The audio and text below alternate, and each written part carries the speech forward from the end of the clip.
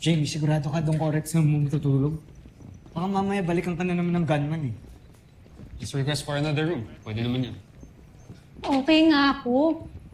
Besides, andyan naman si Pablo in case I need help. Wait lang, ma'am. Check ko muna yung kwarto mo.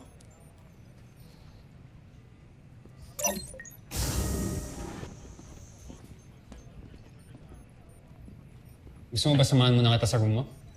Ako na. Wala rin akong ginagawa ngayon, Jamie. I offered first.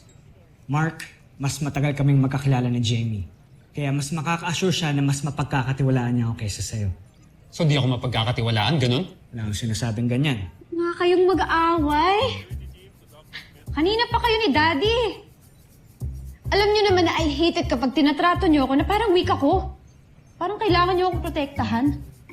I am not that type of girl. Okay lang ako mag-isa.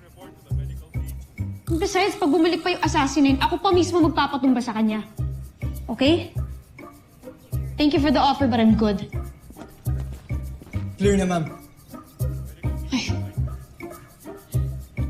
Basta lock mo lagi yung pinto mo at huwag mong bubuksan ng bintana. Pable, lagi mong babantayan si Jamie at huwag kang alis dyan. Kung kailangan mo ng backup, nandiyan lang ako sa tapat. Clear? Yes, sir. Good. Kulit ninyo! Hindi nga ako isang damsel in distress.